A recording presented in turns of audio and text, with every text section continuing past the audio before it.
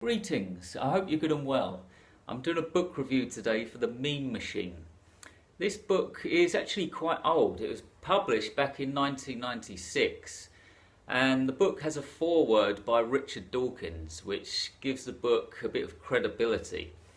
The book is all about memes. Now, in case you don't know what a meme is, a meme is technically a unit of information. And that unit of information could be a tune or a musical melody. It could be an idea. It could be a story.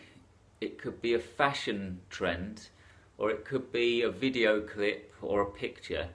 It's a unit of information that's passed from human brain to human brain. That's what a meme is, okay? And this book claims that human beings have been shaped, evolutionary shaped, by memes as well as genes. Genes and memes are both replicators. And what I mean by that is, let's talk about genes for a moment. Genes replicate themselves by making new copies of themselves and passing themselves off into the future. They do that through organisms. For example, a flower makes another flower. An insect makes another insect. An animal makes another animal.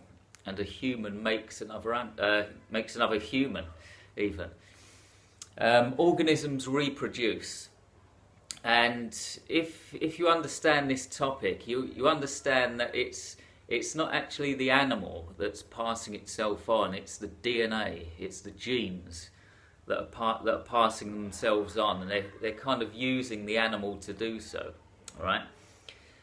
And human and animal anatomical features exist basically to benefit the genes.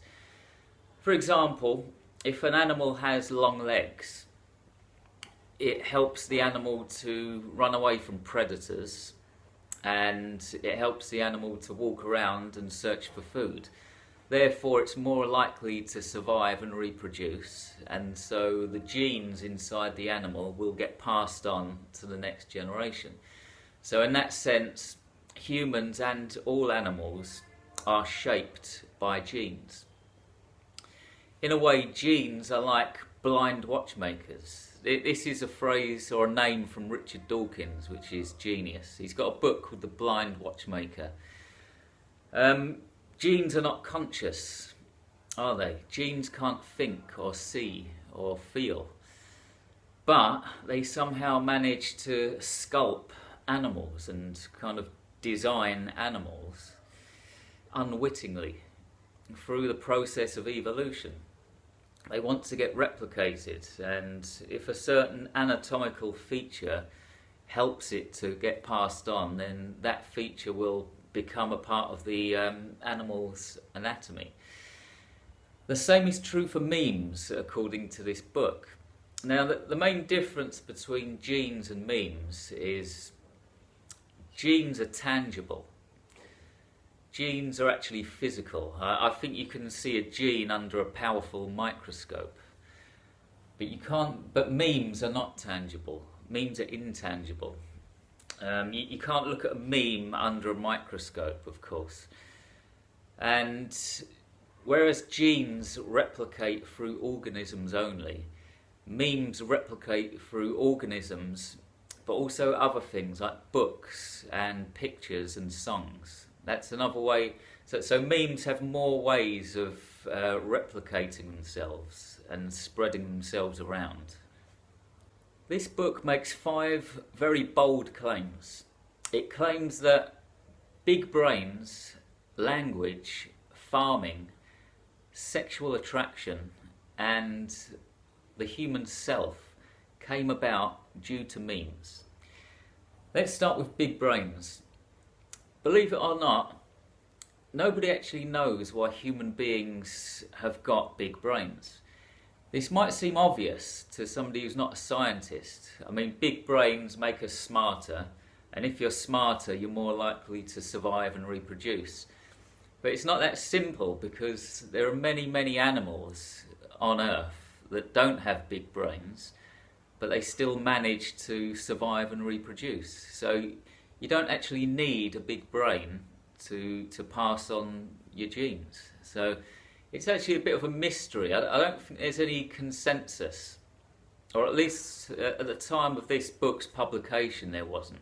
I still don't think there is. Nobody knows for sure why we have big brains. But this book claims that we have big brains due to memes. Big brains are very good at spreading memes. So like if we've got big brains so we can appreciate musical tones, melodies and all the fashion trends and the video clips that I mentioned earlier. You could say that a human brain is like a meme spreader. So that's claim number one. We have big brains due to memes. Moving on to language. Now, again, I don't think scientists can agree why we have language. It seems obvious. If you have language, you're more likely to survive and reproduce. But again, for the same reason, most, if not all, other animals don't have it, and they manage to survive and reproduce just fine, right? You guessed it, this book claims that we have language due to memes. What is language if not a huge, efficient meme spreader? A sentence is a meme, a phrase is a meme, an idea is a meme, and all of these things can be spread and passed on through language. So, bold claim number two, language, human language, exists due to memes. Thank you for making it to the halfway point of this video. This is a quick message to let you know that I have a range of horror and science fiction books available, and most of them are completely free. If you enjoy my videos, you might also enjoy my stories. It's also a great way to support my work. Read one of my books for free, leave a review for it, and you'll be helping me to grow as an author and a book reviewer.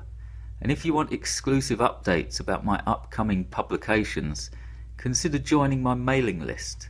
You'll also receive a free audiobook for doing so. All of the links are in the description box below. Now, back to the video. Third one is farming. Now, before I talk about this one, I just want to make the point that memes are self-serving. A meme cares about itself, not the organism that passes it on. The book talks about religion as being a big meme, and there are certain aspects to religion, like celibacy in Catholicism, that doesn't kind of aid the species, because if you're celibate you don't reproduce. So that's beneficial to the meme only. Now bear that in mind right now when we talk about farming. The agricultural revolution, the farming revolution, contrary to popular belief, wasn't actually that good for human beings. When we were hunter-gatherers, we had a more varied diet, we had more free time, and I think we were less susceptible to catching diseases because we went around in small clans or small groups. But with the advent of farming, all of a sudden we started eating the same food every day. We didn't move around as much, and we worked harder. We had less free time. So farming wasn't actually beneficial to human beings. This book makes the radical claim that farming and the whole agricultural revolution was a big giant meme that was serving itself. And it still is today, because we still have farming. Farming is a huge meme. It's a huge self-serving meme that serves the meme only. That is quite a radical claim in my opinion, and that's claim number 3. Claim number 4 is about sexual attraction. Now, as most of us know, we're attracted to good genes, actually. If a woman can see that a man has good genes, she'll be attracted to him. and vice versa. If a woman has good genes, she'll have a good body shape and stuff. So sexual attraction is about genes, but this book makes the claim that it's even more so about memes. If a human being is a good meme spreader, they will be attractive to the opposite sex. The examples given are artists, singers, musicians, and fashionistas, and maybe writers to a certain extent. If you're a musician, you're quite attractive to the opposite sex. This book claims it's because musical tunes are memes, and so if you're a musician, you're basically a meme spreader, and that's why you're attractive. Again, it's all about memes, right? So that's number 4. Like big brains and language, nobody actually knows why we have a sense of self. The self can't actually be located, by the way. If you could shrink yourself down to the size of a millimetre, and if you walked around the inside of a human being's brain, around all the sections of the brain, at no point would you find the self. You would find different sections of the brain that do different things, but there wouldn't be a section that controlled the self. For the time being, we can't find it, and it's a bit of a mystery. Now, this book claims that we have a self due to memes. Now, bear with me on this one. Self-related memes spread more. For example, take a meme like X is true. X is true. Now, if somebody hears a piece of advice or an idea that like X is true, they might pass that on. They might spread that meme through gossip or talking to friends and stuff. But if that was transformed into I believe that X is true, if it turned into a kind of like a self-belief or a belief that you held dear, like a religious belief, you would be much, much more likely to pass on that meme. You might become a preacher on the street and shout about it.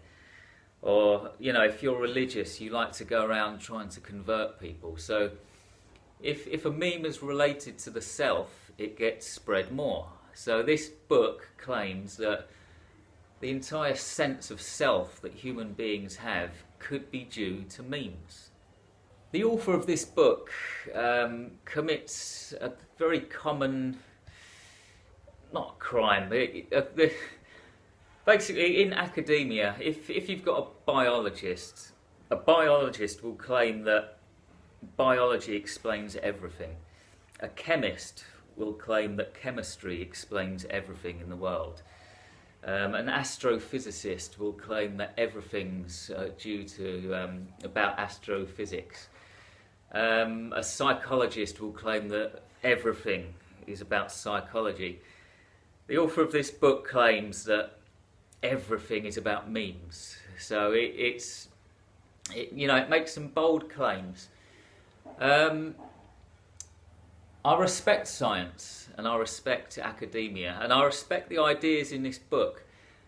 I'm not 100% sold though. I can fully get the way that genes shape humans and we are vehicles for genes.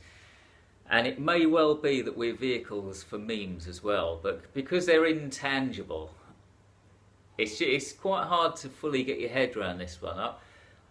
I'm with it, but just not. I'm just like 99% with it. But at the end of the day, human beings are vehicles for genes and memes. Even if memes are not as such a potent force as this book claims, we are still vehicles for memes. We still spread memes all the time. So should you read this book? It's quite technical. I had to push myself through it. I stopped twice. I read 1/3 of it, then I had a break. Then I read another third, 2/3, and I had another break. I had to kind of push myself through it. if you're really into this topic, it's worth reading. But if you want something that's quite easy to read, I wouldn't recommend it. But I'm glad I did read it. It's, this whole meme business is fascinating. And by the way, this could explain why the internet is so successful. I mean, what is the internet if not a huge, giant meme spreading machine? The internet just spreads memes 24 hours a day. That's probably why it's so successful. Food for thought. Thanks very much for watching. I'll be back in 2 weeks with another book review. In the meantime, try to have a good day on this genetic, mimetic piece of rock we call Earth. Lots of love. Goodbye.